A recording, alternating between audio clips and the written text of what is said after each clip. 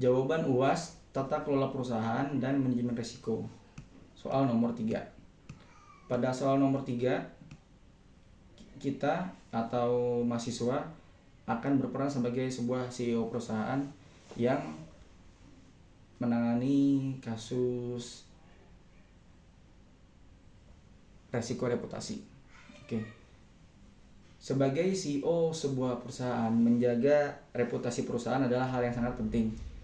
Penurunan reputasi dapat terjadi karena beragam faktor ya, termasuk adanya pemberitaan miring, pemberitaan negatif, atau overclaim dari konsumen, serta strategi komunikasi yang tidak efektif.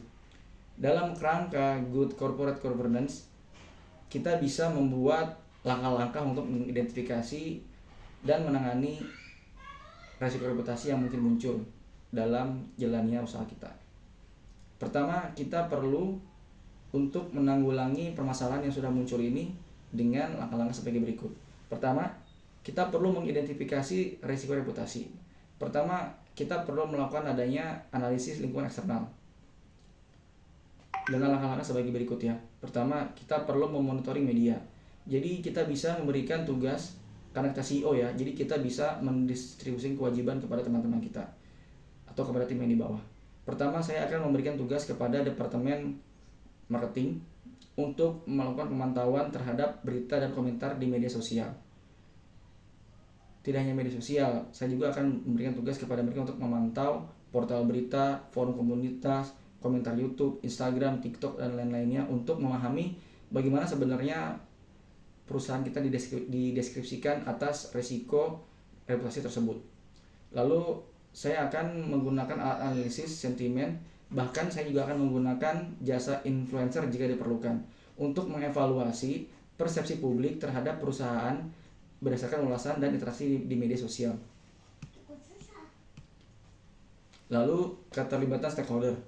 Saya juga akan melakukan survei dan feedback dengan cara mengadakan survei di forum-forum diskusi dengan pemangku kepentingan termasuk pelanggan, karyawan, investor untuk mengidentifikasi kekhawatiran dan harapan mereka terhadap perusahaan.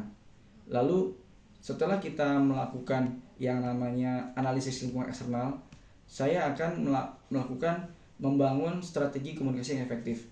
Pertama, transparansi dan responsif.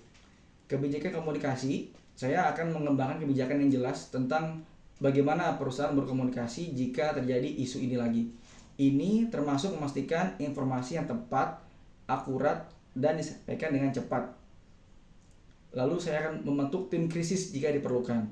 Membentuk tim manajemen krisis yang terdiri dari anggota manajemen yang dapat memberikan respon cepat terhadap semua situasi yang mengancam reputasi perusahaan.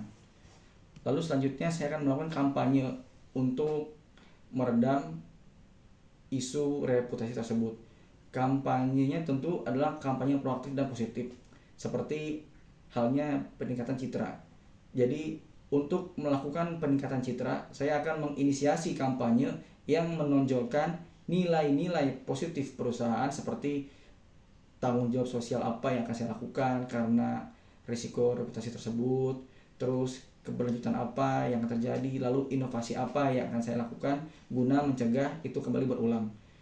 Untuk mengubah narasi negatif pada awal yang menjadi positif, tentunya saya akan minta dukungan poin-poin saya ini.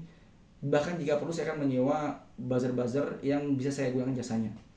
Lalu selanjutnya, jika saya sudah melakukan hal tersebut, saya akan menjalin hubungan yang baik dengan media dan stakeholder. Tentunya sebagai CEO kita wajib untuk, istilah kata, kita perlu punya kerabat di media ya. Karena dengan pengelolaan hubungan media, kita bisa mengembangkan hubungan baik dengan jurnalis, penggiat media, dan lain sebagainya. Dan ini sangat penting agar perusahaan dapat menyampaikan klarifikasi jika terjadi berita negatif. Lalu saya akan mengadakan dialog terbuka atau konferensi pers jika diperlukan. Pertemuan ini akan saya lakukan jika diperlukan ya, dengan reguler dengan para pemangku kepentingan, wartawan, dan teman-teman media lainnya untuk membangun kepercayaan dan transparansi atas resiko reputasi yang sudah terjadi. Lalu untuk poin terakhir, saya akan melakukan implementasi kebijakan perbaikan.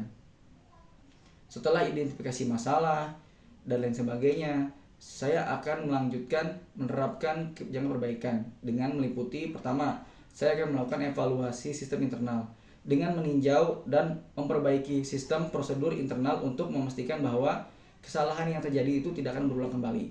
Lalu tentunya jika itu terjadi karena kesalahan atau human error dari karyawan saya akan melakukan pelatihan karyawan dengan mengadakan pelatihan untuk meningkatkan kesadaran karyawan bahwa pentingnya reputasi dan cara menjaga citra perusahaan. Demikian semua jawaban dari UAS saya. Terima kasih.